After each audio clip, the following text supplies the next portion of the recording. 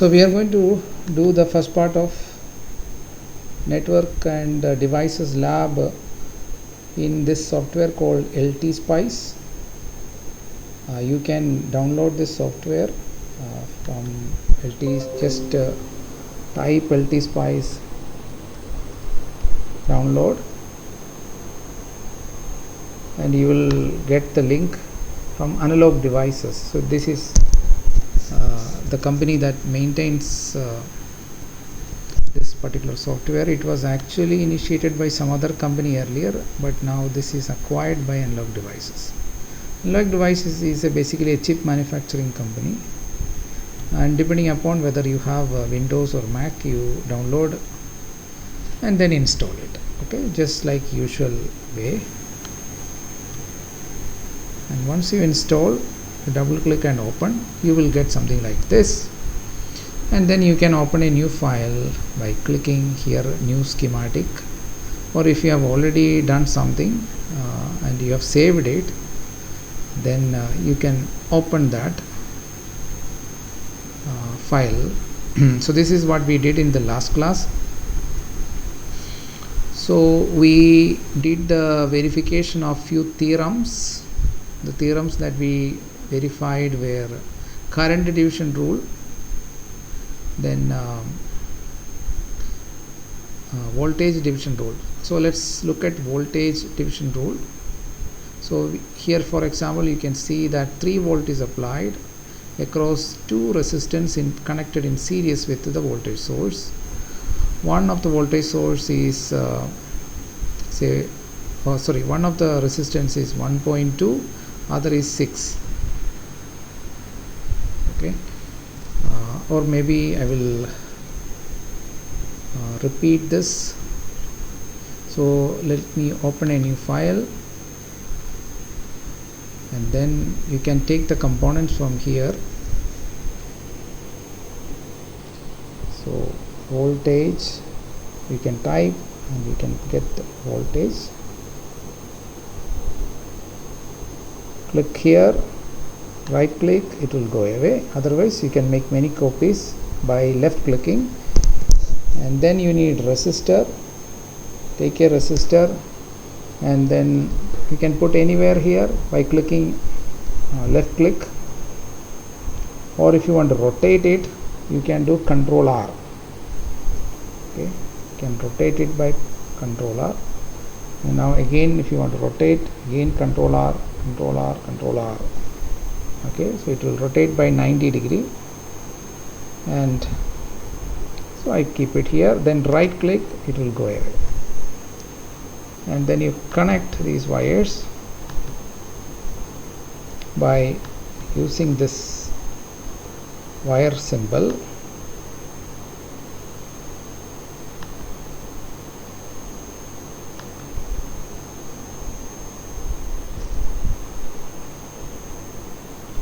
Then right click and you can get out of it. And then every circuit should have a ground.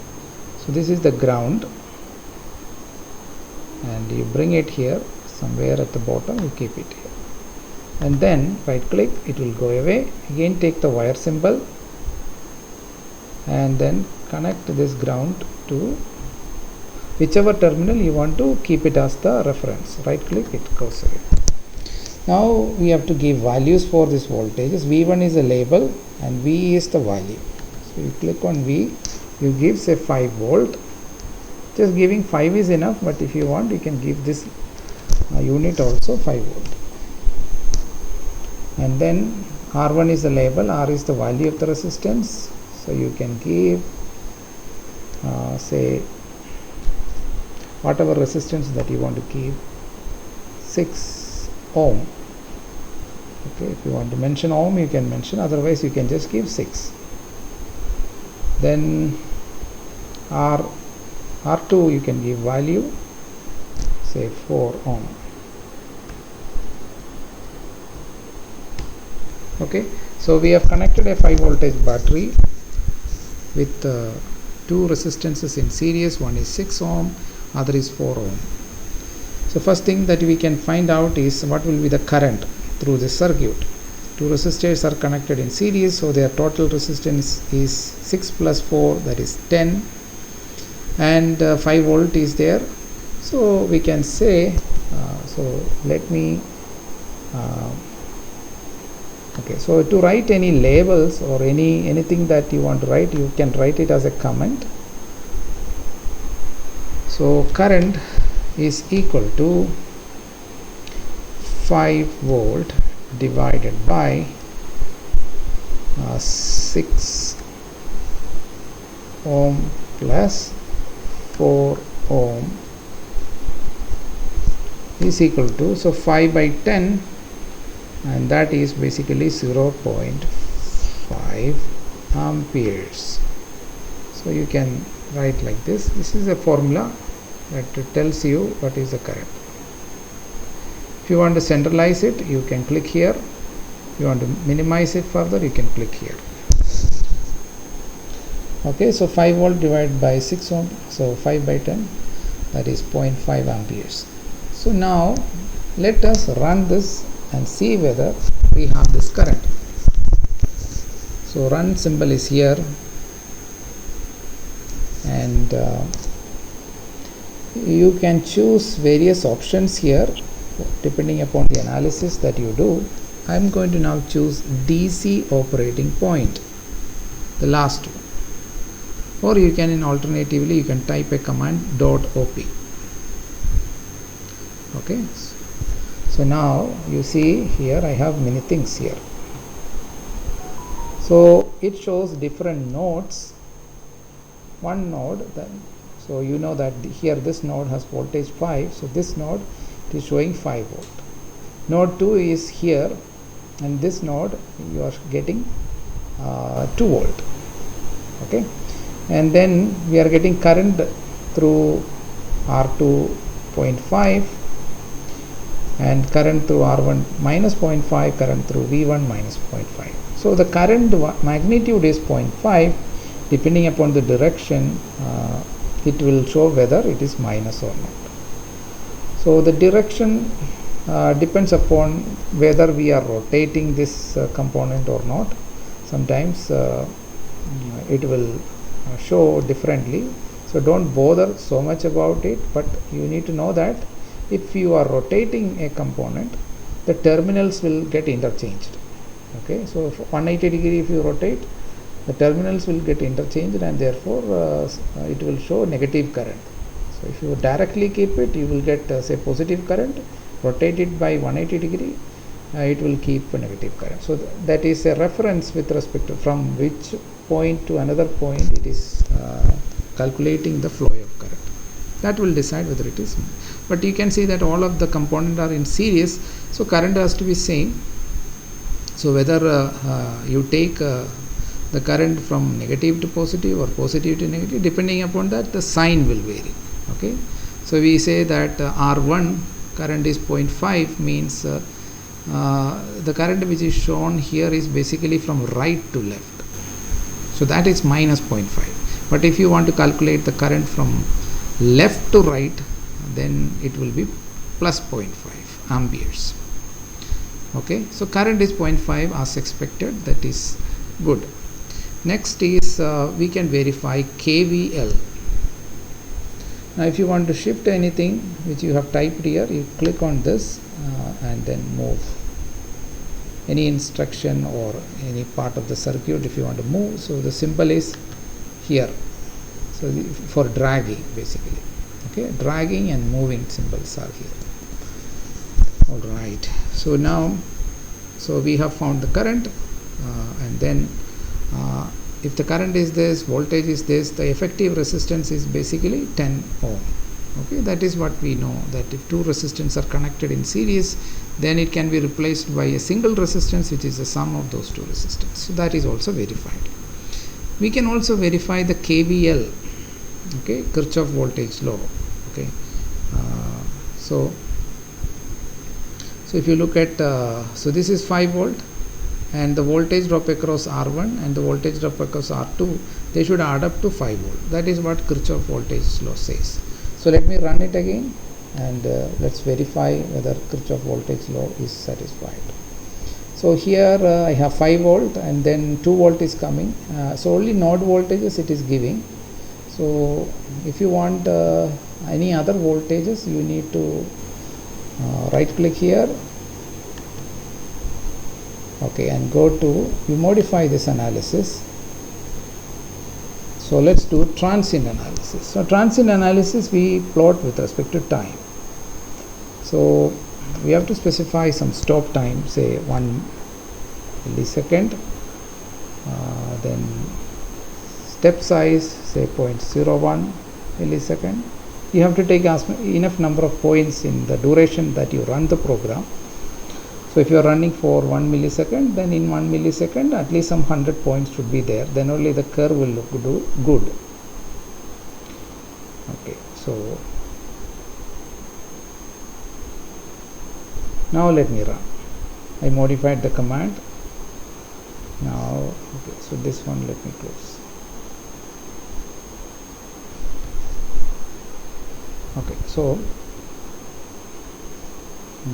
what I want to do is I want to measure the voltage across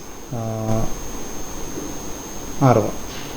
So what I do, I bring it here and left click, then hold on, and then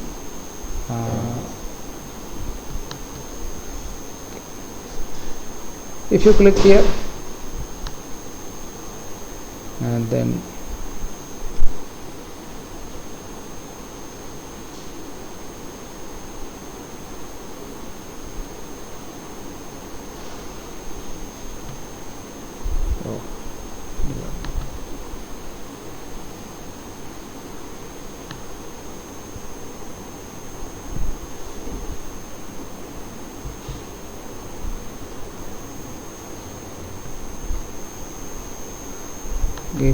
if you click here, okay, I think I am not able to see this parallelly, so let me put it on the right side. Okay, so I am running it again. So if I click here, so I am seeing this voltage, it is 5 volt, and this side the voltage is, you can see that it is 2 volt.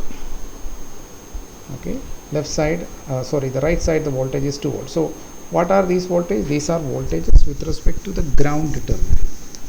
Okay, so this is 5 voltage with respect to the ground terminal here, and here this side it is 2 voltage with respect to the ground terminal.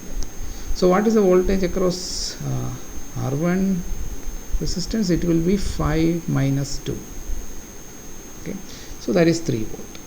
So this is 3 volt, and this one we already know it is 2 volt. So you can see that KVL can be verified that it is 5 volt is equal to 3 plus 2. So its circuit is dividing this voltage into 2 parts. One is 3 volt and 5 volt. Okay, so now you can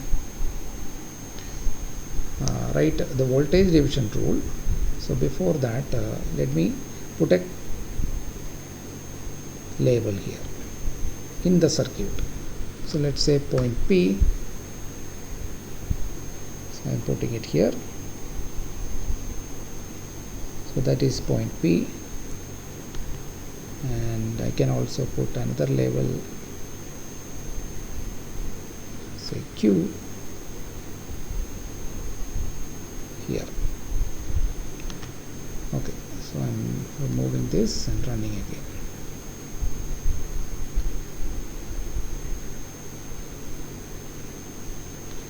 Okay, so what is the voltage Q? That is 5 volt. So now you see that it is V of Q, and then V of P is 2 volt. Okay, this is 2 volt. It may not be very evident from the scale, but it is 2 volt. So to see that, probably you can do one thing. Just first click this side. Okay, so now you can see that it is 2 volt. Now how is this 2 volt decided? So the formula is voltage division rule. So let me write it. Voltage division rule is, so VP is equal to V1, that is our 5 volt. So let me write 5 volt into, then we have R2 divided by R1 plus R2.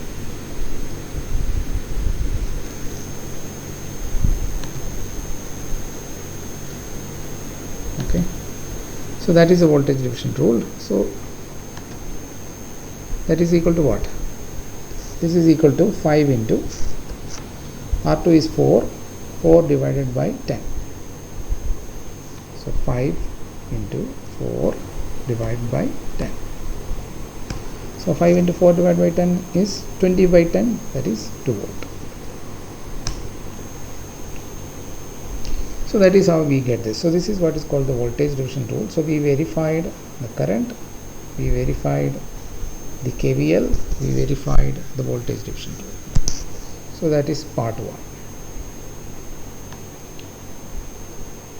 1. Okay, another circuit.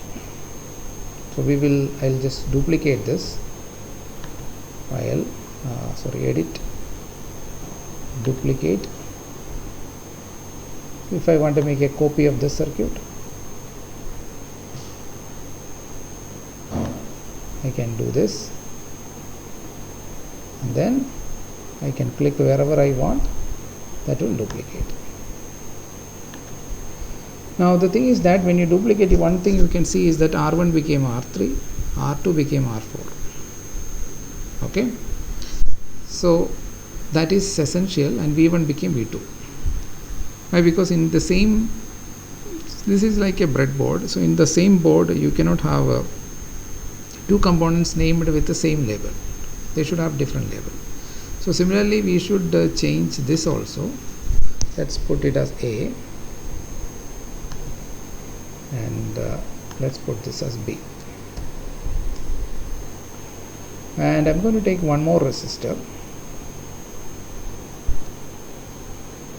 and put this in parallel.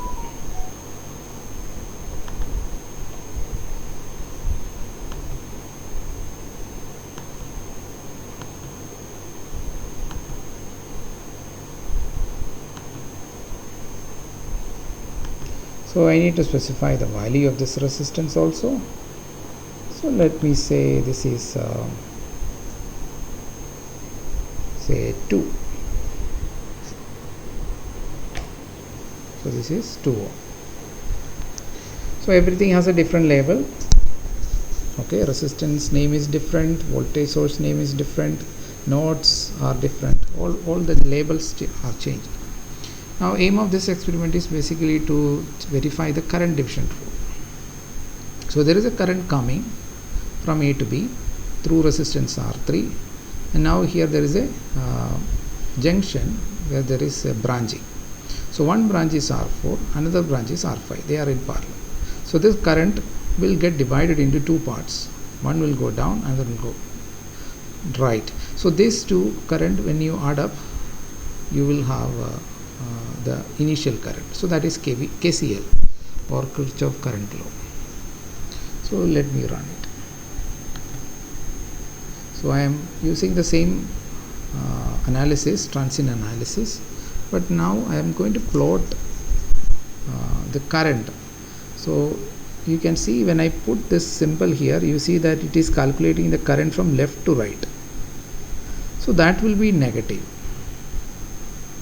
Okay, so you click here, you can see that is negative 681.8 milliampere. If you want it to be positive, you can make it positive here. You introduce a minus sign here. Okay, so it is the current going from A to B. Okay, but by default, that is because why it is coming from right to left is because I have rotated this resistance But if you look at this resistance, it is taking from up to down, this one also up to down, so they will come positive. So but this one, it will be negative by default, but since I put minus sign, it became positive. Now what we need to verify KCL is that we plot this current also and this current also, and when you add these two currents, you should get this current. In other words, the I of R4 plus I of R5 should be equal to I of R3. So you can see here, this is somewhere like 225, and this is like 450. So 225 plus 450 will give you 675 around. Okay, this is a rough calculation. If you want actual calculation, you have to take a cursor. So how to take cursor? You go, then these are cursors.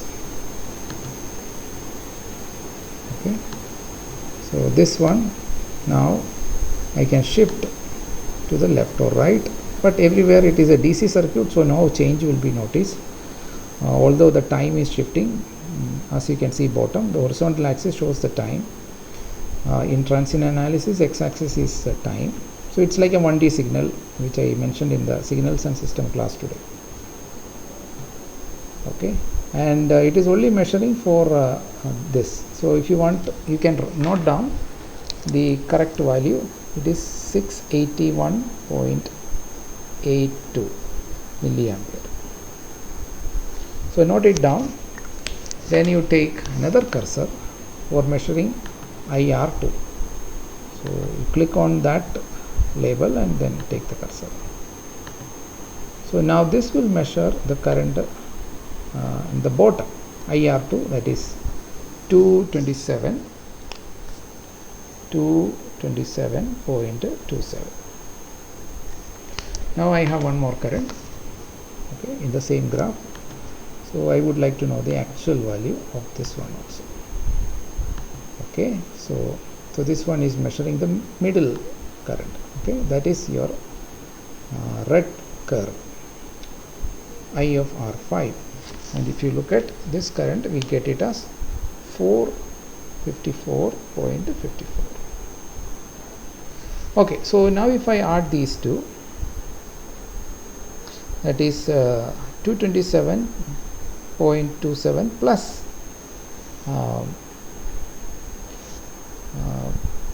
plus 454. Let me write down the formula. So as a comment, what I am doing is adding I of R3 plus I of,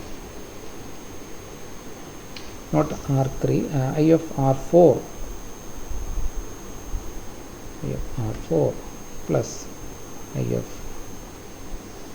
R5. Okay, so that is basically 227.27 plus, and I of R5 is 454.56. So if you add these two, what will you get? If you have a calculator, we can add it. So it is 227.27 plus 454.56. So that will give you 681.83.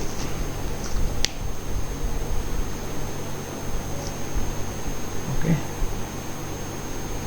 I think I should put 54 here. So 545. So it is correct rounding is 55.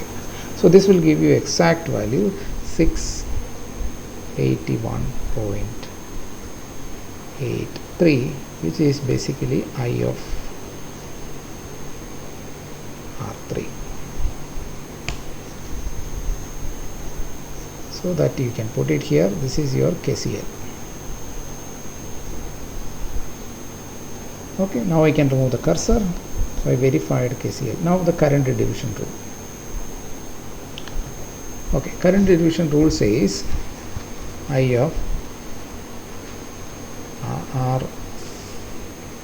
R5 is equal to the current that is coming is I of R3 into the resistance of the other branch divided by sum of the resistance in two branch, R4 plus R5.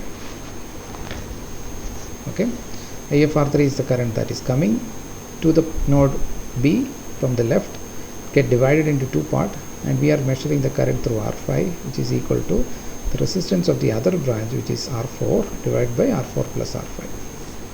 So that is equal to, now we know the current that is coming, 681.83.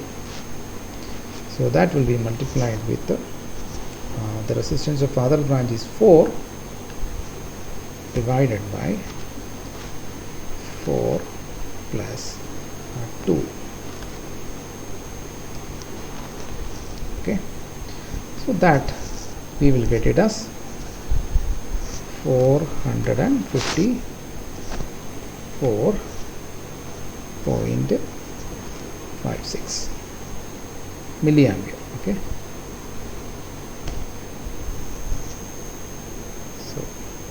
so that is the mathematical statement of our Kirchhoff, not Kirchhoff current law. This is a mathematical statement of current division rule. So we have seen four things so far. First one, KVL, which is total voltage. So I have not written it here, so let me write that. So KVL statement is 5 volt is equal to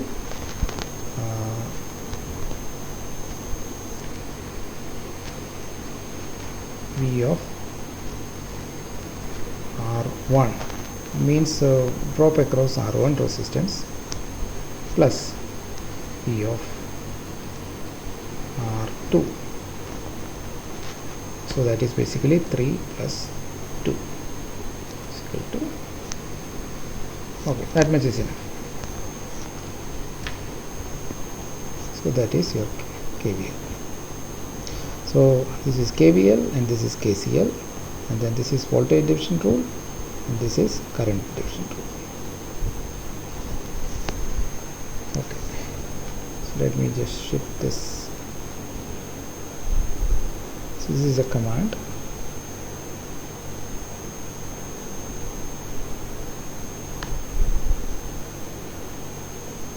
Okay. So this right side for text basically tells you what we have done so far. So this first one is KVL, second one is voltage division rule, this third one, so let me just give you a number for this. So this one is number 1,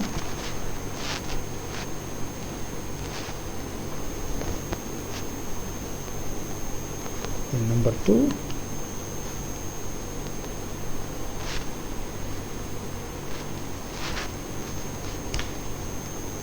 and this is number 3,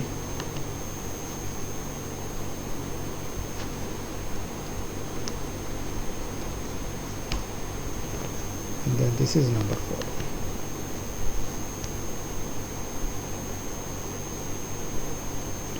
Maybe I should put this. That's better. Otherwise it may be getting confused with the okay. Any doubt from this?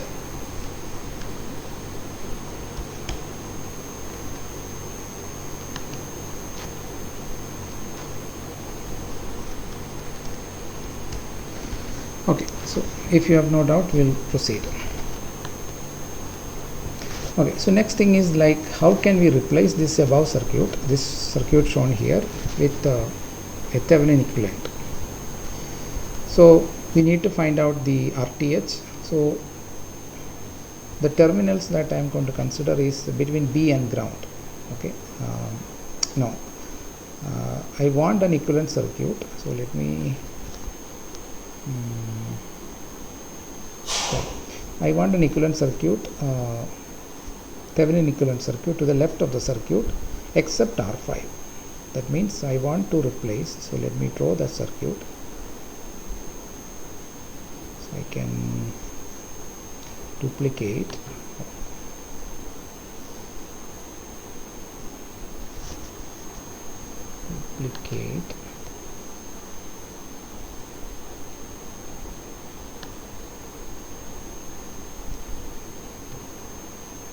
okay, so I want to replace the above circuit with so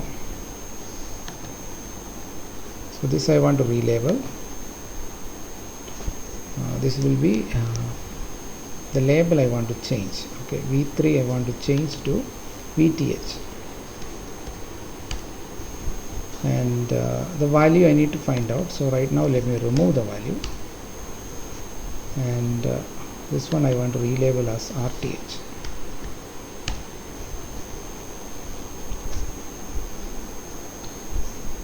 And then this resistance I have. So let me just duplicate it, F6.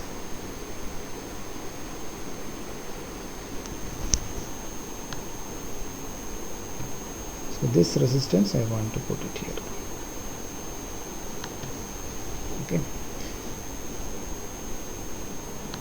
Now I can connect it.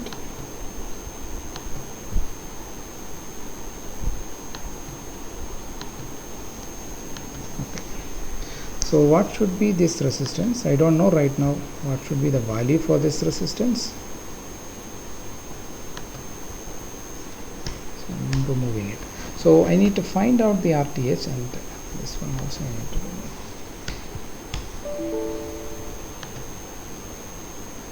Okay, I can cut it. If anything I want to remove, I can cut it like this.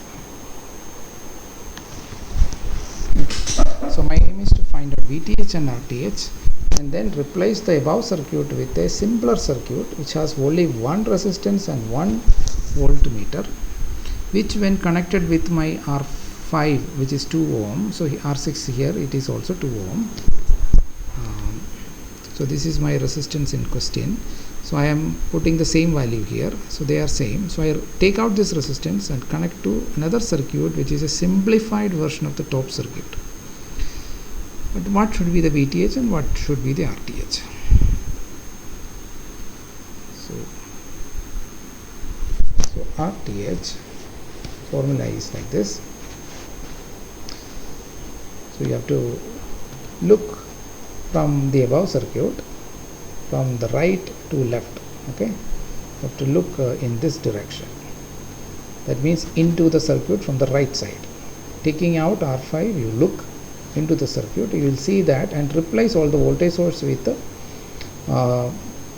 zero voltage, that is short circuit. So R3 and R4 are in parallel, which means that R3 6 parallel 4, which is 6 into 4 24 divided by 6 plus 4, that is 10, which is equal to 2.4. So that is my RTH. So now I found this, that if I put here a value of resistance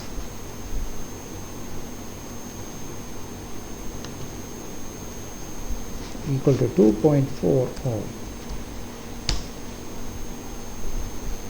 and what should be my VTH? So VTH is basically, again you go back to the old circuit whose equivalent you want to find out, and find the open circuit voltage, that is remove R5 from here and find out what will be the voltage here, which we know from earlier analysis, that is here. So we got it as 2 volt. So VTH is 2 volt. So let me write how to calculate it. So So VTH is basically 5 into, that is potential division rule, 4 divided by 6 plus 4.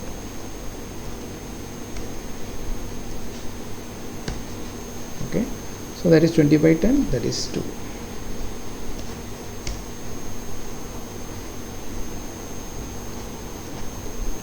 Now I can put this value 2 volt. So I put this value. Now you run the simulation just like whatever current you got earlier, that is the current that is through R5 what you got earlier, that was 454.55.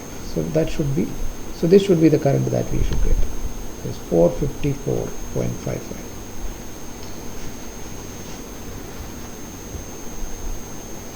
Okay, so let us check that.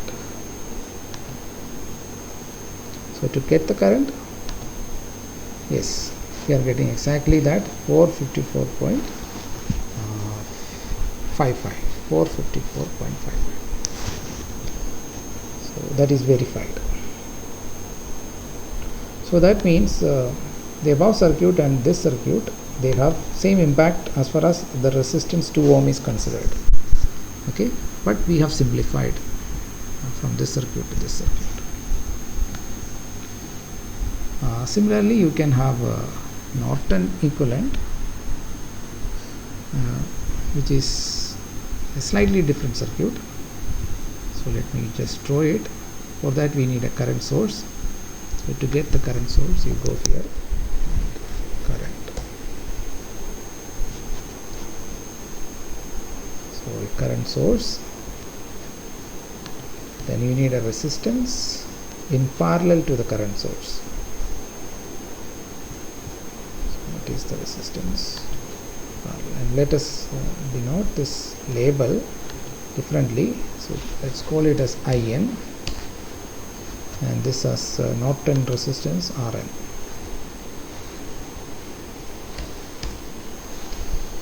The value we need to find, and we know from the analysis, if you have learned the theory properly, we know that this should be same as 2.4. The procedure is same. Procedure is not exactly same, but yeah, for finding the Norton resistance, the procedure is same as finding the Thevenin resistance. So they are the same. So 2.4. Now to complete the circuit, I need to draw my 2 ohm also. So let me take the 2 ohm, put it here. So obviously we cannot give the same name here. By default new name will be, but the value is what matters.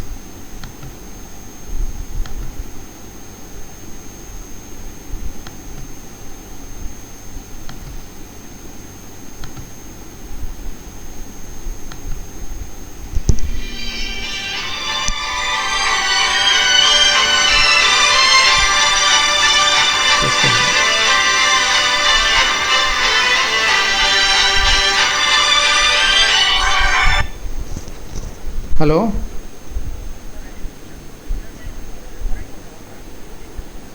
हाँ.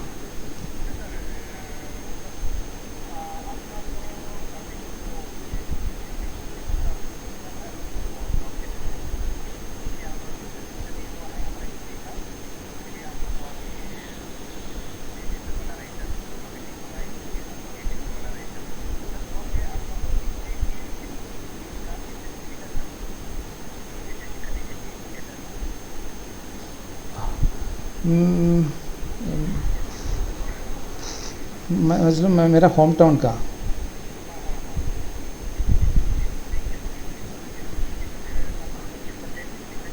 कोटम district, हाँ वो ढूंढना पड़ेगा मुझको, search करना पड़ेगा. मैं अभी क्लास में है, थोड़ा क्लास के बाद मैं करूँगा, ठीक है. हाँ, thank you.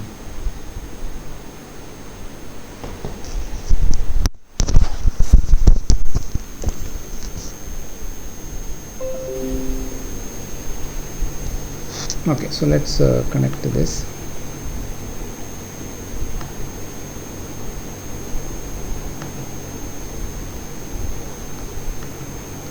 Okay, so we need to find the value of this Norton current. The procedure is basically go to the original circuit and then short circuit the place where we have R5, okay, and then measure the current. So you can see that if you short circuit R5, no current will flow through R4 because the voltage across these terminals will be 0. Short circuit cannot have any voltage across it, and that current will be decided entirely by your 6 ohm. So it will be 5 by 6. Okay, so we find out 5 by 6. 5 divided by 6, so that is 0.833.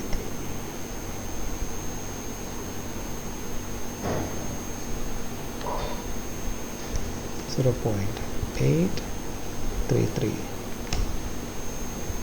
that many ampere. Now you see that we need a current source in the upward direction. That would actually match with the polarity. Since we do not have it in the symbol, what we will do is we will put a minus here.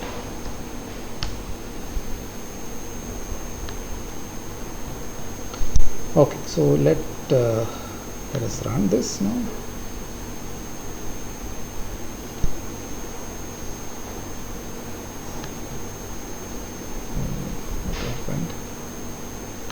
Okay, I have not connected the ground. That's why it says it's floating. So let's connect the ground. So ground should be there in every circuit.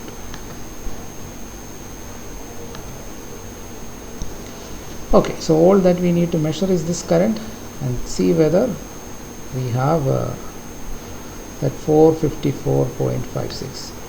Yes. So this is also an equivalent circuit which give rise to the same amount of current through your 2 ohm resistance.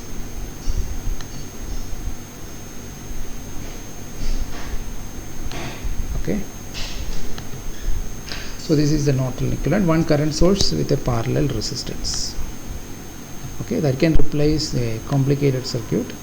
So this is not so complicated, but in practice you can come across very complicated network here, and if you follow the same approach to find out this Norton current and Norton resistance, that is same as the procedure to find out Norton Thevenin resistance.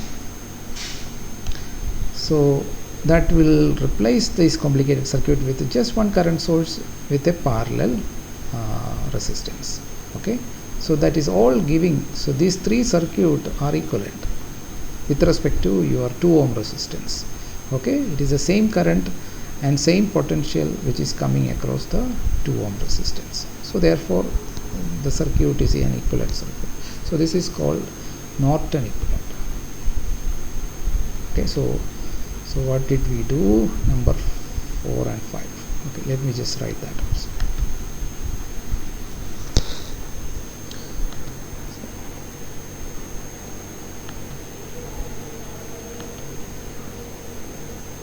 This is your part 5.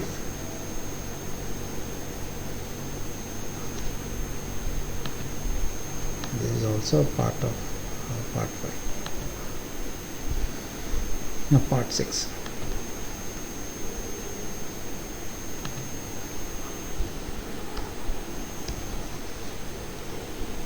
So Rn is basically equal to Rth,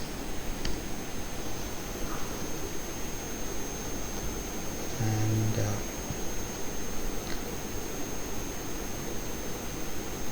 then I Norton is basically given by the short circuit current. So if you short circuit R5 is given by 5 volt. Sorry, 5 volt divided by 6 ohm. So that is basically much 0.833 ampere, or you can simply put A here.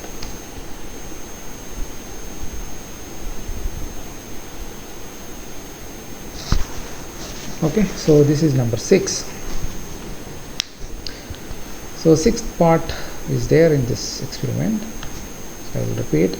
So number 1 is Kirchhoff Voltage Law, the total voltage across the loop. Okay, should have. So if you take the polarity in one direction, you can write it in a different way also. Rather than 5 volt is equal to V of R1 plus V of R2, you can take the 5 also to the other side and write V of R1 plus V of R2 minus 5 equal to 0. Okay, so algebraic sum of all voltages around the loop is equal to 0. Next is basically voltage division rule, which basically come out of KVL, and that is given by the voltage across R2 is basically total voltage multiplied by that resistance multiplied by sum of the two resistance. Number 3, it's KCL. So KCL is basically current coming to the node is equal to the current leaving from the node. So the current coming to the node is I of R3, so that is equal to I of R4 plus R5. Now from this we will get current division rule, which is basically the current through R5 resistance is basically the current coming to the node into resistance of the other branch through which current goes divided by the sum of the two resistance in the branch. Okay. Then we have the Thevenin equivalent and Norton equivalent. So this is your first experiment. You have to write them in the record. Okay, take a record and write it. Right now don't post it, but once the diploma students get the admission, at that time I will tell you to post, but you have to keep it all ready. Okay, whenever I ask you to post, that time you have to be ready to post this lab. And you should also, once the offline classes starts, so you should be also submitting these reports. So you should maintain a report which has all the circuits, calculations, observations, waveforms, or waveform in this case is not very necessary, but basically verifications, observation, and what conclusion you get out of it, out of each part of this circuit, what conclusion you got. Okay, so the title of the experiment is verification of network theorems. Okay, in LT, so you don't need to mention LT space. So verification of simulation and verification of network theorems. So for 6 things we have verified. So one by one you have to state and then write the relevant formula, draw the relevant circuit, and write your conclusion. You don't need to elaborate so much, but you need to understand everything. If there is any doubt related to this experiment, you can ask. Now once you write before leaving the experiment, you have to save it. Okay, so you can go to file, save as. You can decide where you want to save, and you give some name. Okay, so I'm basically repeating whatever I did and a little more. Okay, so this is second take.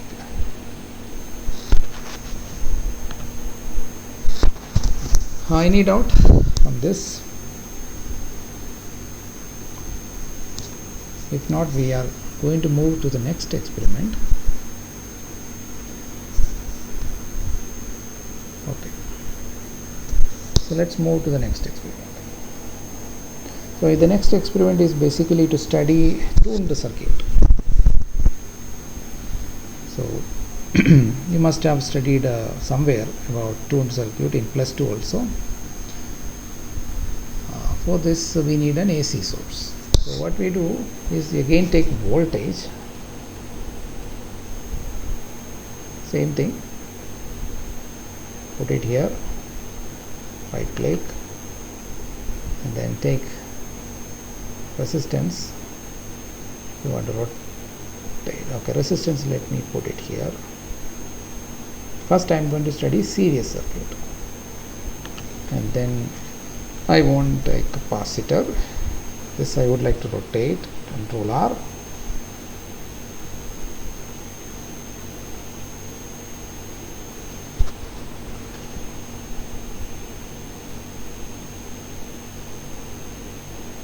Okay, let me put it here so that our current will have positive sign. Okay, then I need inductor. So this is inductor. Control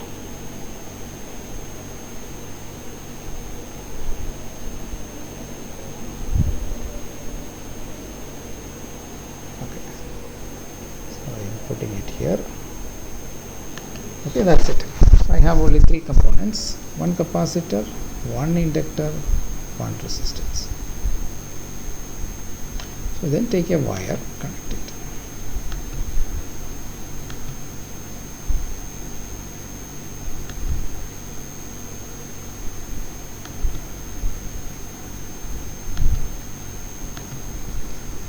Okay.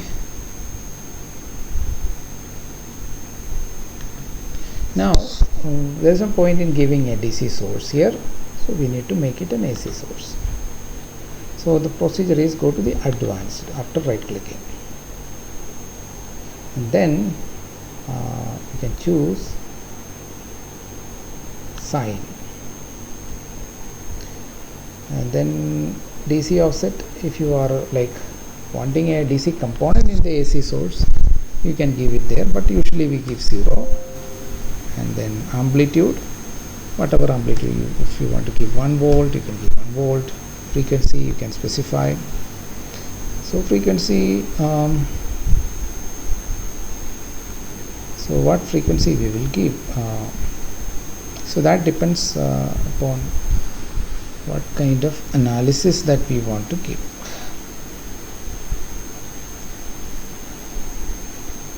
So if you want to mention say 100 hertz or say 1 kilo, so you just give 1k. So those 2 things are necessary for a sine wave: amplitude and frequency. Phase, if you want to give, you can give, otherwise you can leave it. So that will give you a sine wave. Now what we are actually going to do, okay, first let us see what happens.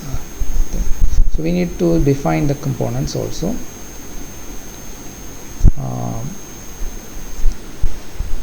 So the components, I have to figure out what should be a better component. So the relationship, let me tell you, what is the resonant frequency? So the resonant frequency F is given by 1 divided by 2 star pi star then SQRT L star C. Okay. So I'm just going to write it like this. The whole thing, this is under the bracket. So 1 pi 2 pi square root of LC. That's what you have to read it. So I can't write square root, so I am writing SQRT to refer to the square root. Okay, so let me put it here. Centralize. Okay, now I need a ground. For all circuit I should have ground. And connect it.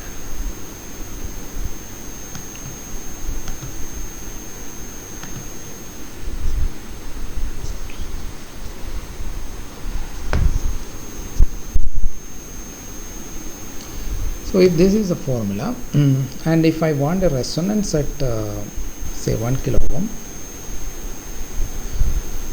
resonant frequency is not affected by this resistance. So resistance value I can give say 100 or 10 ohm. So I am giving resistance as 10 ohm. Now if I take 1 kilo in the formula, so 1 kilo is equal to 1 by 2 pi square root of L into C.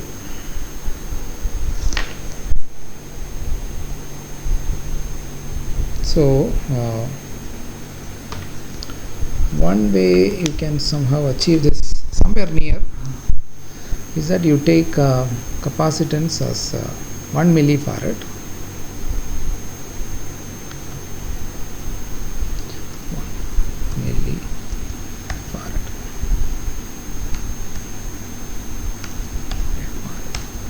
Doesn't matter what I give here. So, and this also I will give 1 milli. So if I put it, it will not be exactly 1 kilo. It will be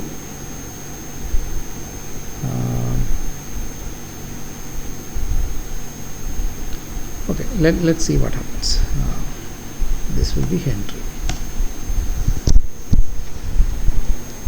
So square root of so 1 milli into 1 milli, square root will be 1 milli, and inverse of that is 1 kilo. So 1 kilo by 6.28.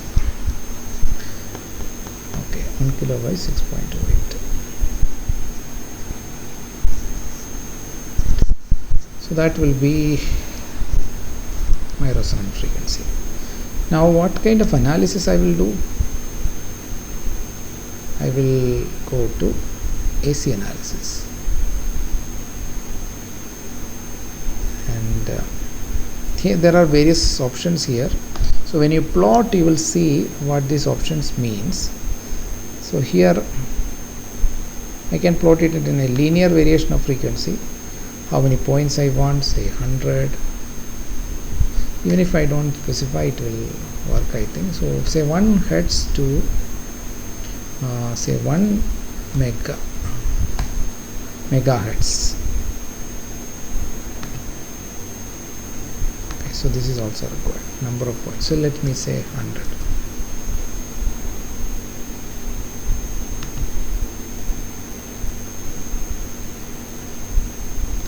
Okay. One more thing, if I do AC analysis, I can close this. For AC analysis, I have to go here and do one more thing. That is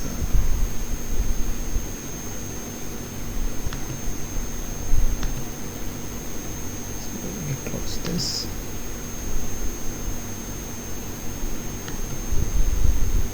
Not here. So if I do this, there is a small signal AC analysis here. So here I give 1 volt. Okay, so this is also required. Now let me look at what happens here. Okay, so you can see left side you have the magnitude, right side you have the phase.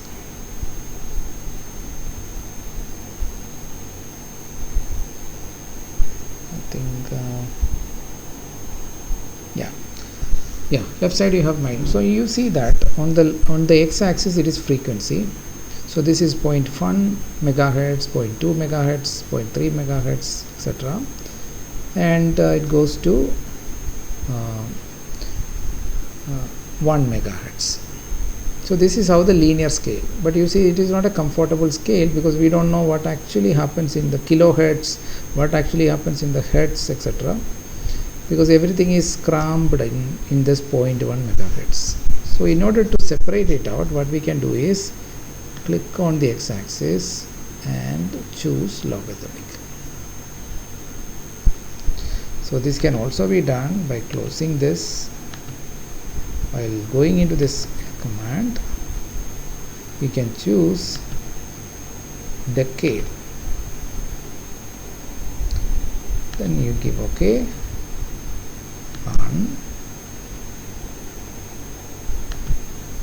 Okay.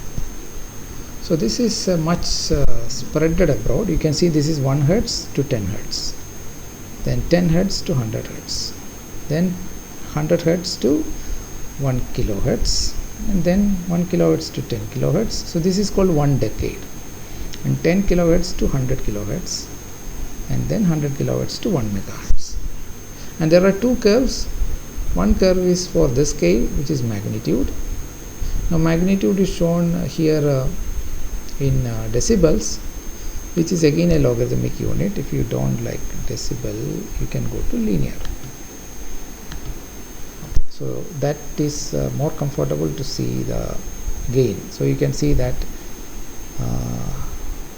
whatever is the input voltage that comes at across the resistance at the resonant frequency, and for high frequency the voltage reduces, and the right side is showing the phase.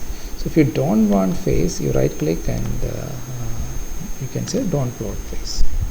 So this is the magnitude. So we are mainly interested in the magnitude and see the variation of the voltage that will come across the resistance with respect to frequency.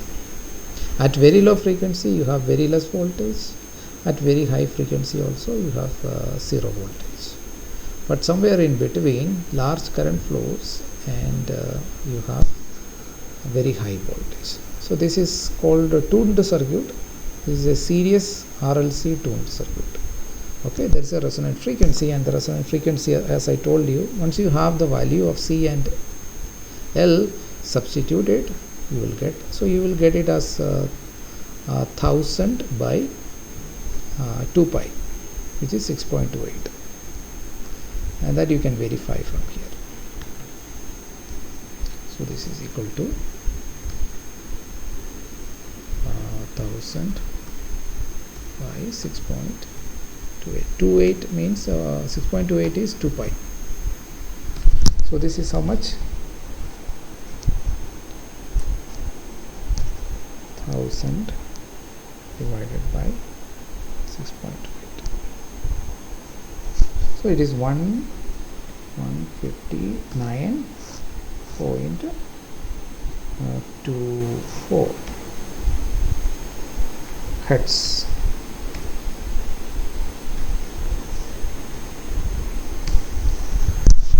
Okay, for the given values, because I have taken 1 millifarad and 1 millihenry, and therefore it comes like this. Now you can take a cursor and verify this, whether that is the frequency at which we have the maximum.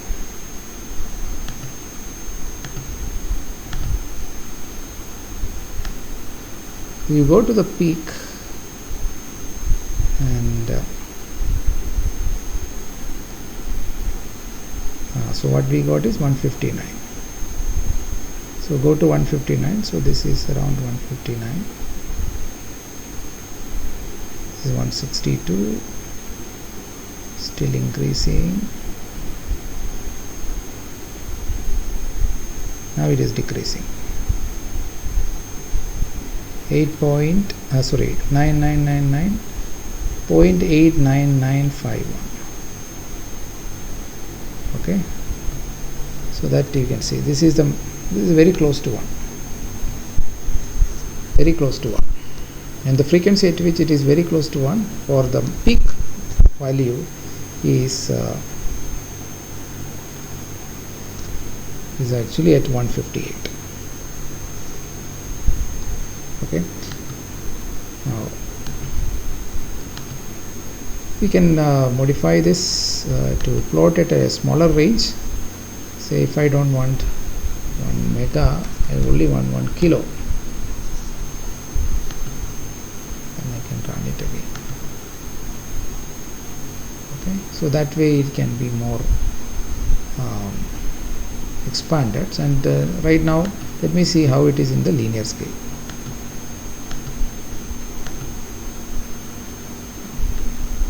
So the peak is somewhere here.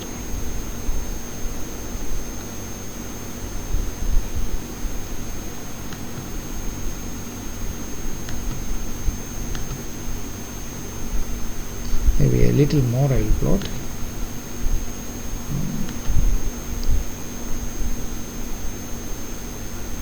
So 1000 points let me give. So 10k.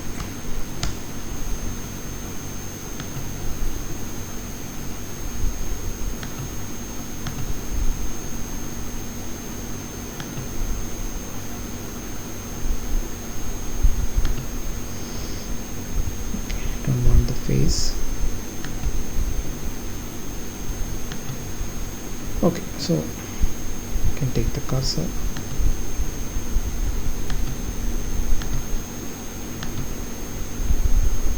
and move the cursor and see the peak. So peak is somewhere here. So actual value is 159, and you see whether that is correct. Okay, so let me just put this in the linear. Okay.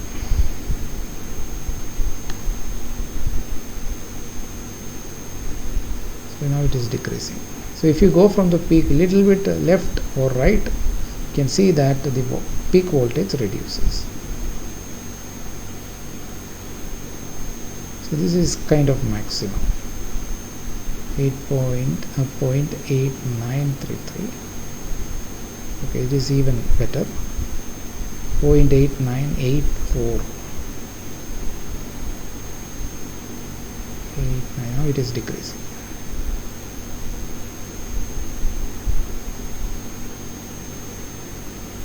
Okay, so this is the closest I could get to 1. Magnitude is very close to 1, and the frequency, corresponding frequency, you note down. So that verifies the characteristics of.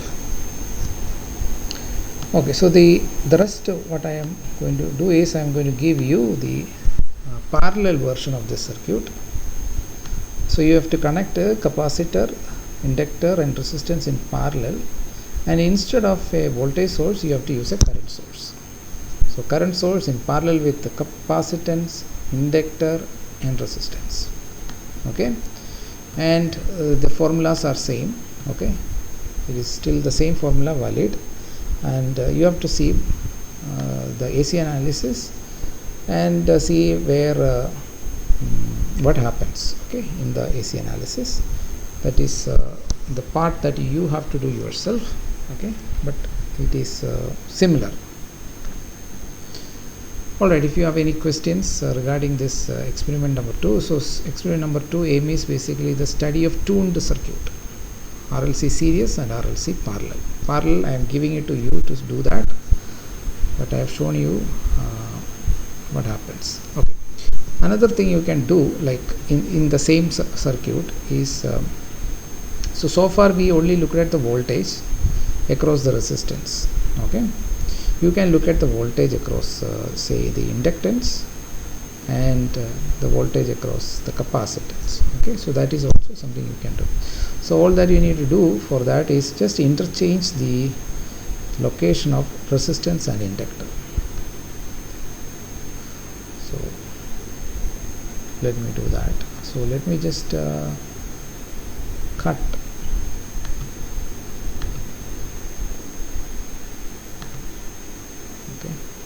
and then take the resistance, rotate it,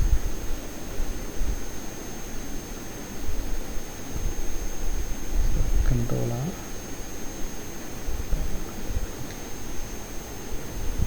rotate here, then take the inductor,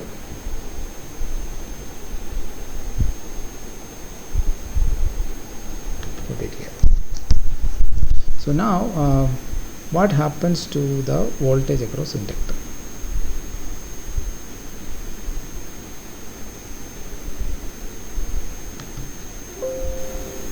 Okay, I have to give the value, same value I'll give 10 ohm. Then inductor, I took 1 millihenry.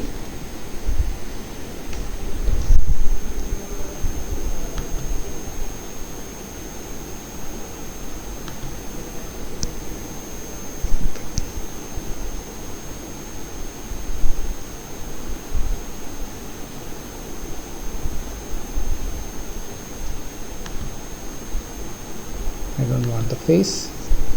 Okay, so this I will denote it with linear. Okay, so what is happening? So I am plotting the voltage across the inductor. As you can see that as the frequency is increasing and increasing, the voltage across the inductor is keep on growing. So let me further increase the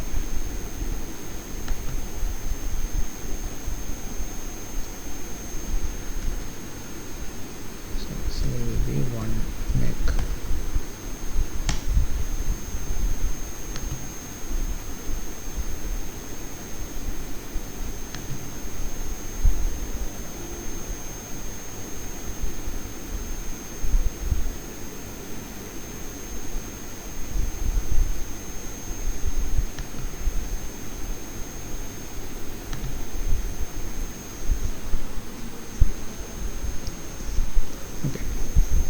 So this is inductor. Now I would like to see what happens with the capacitor.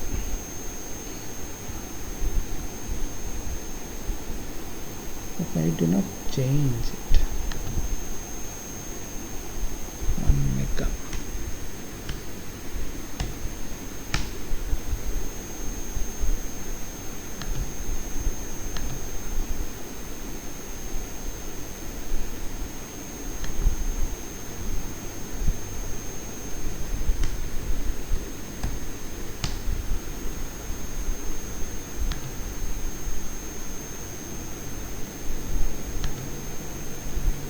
Yeah.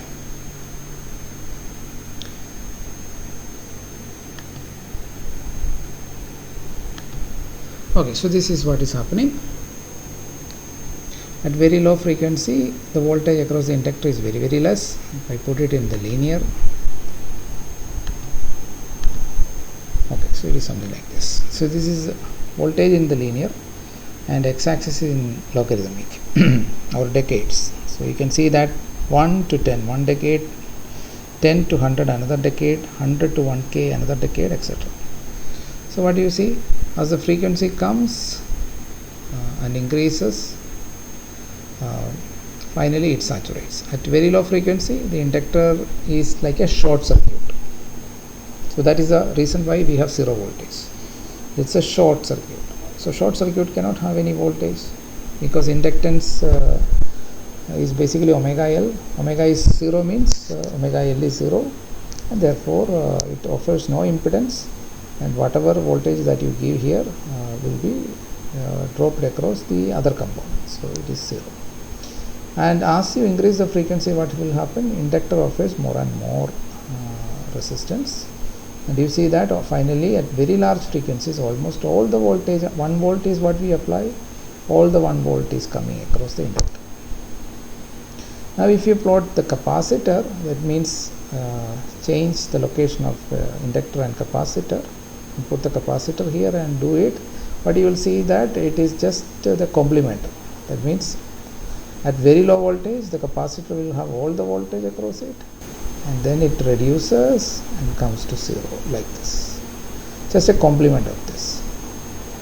Okay, so this shows the behavior of resistance and capacitance as a function of frequency. Okay, so this is also something that you can see. Another thing you can see is the current, but current is proportional to the voltage across resistance. So in a way we have already done that. Okay, if I run it and show the current like this, so it is similar.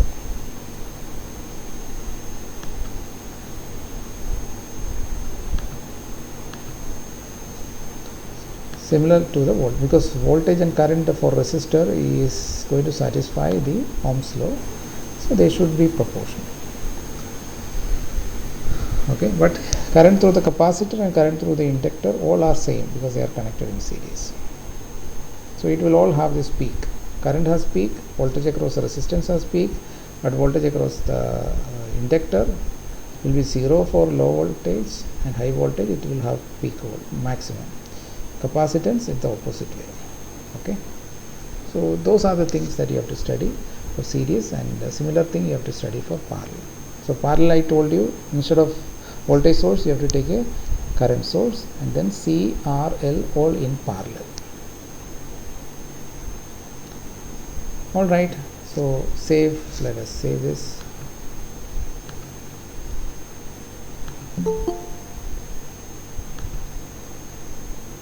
So this is series tuned circuit. Any doubt related to this?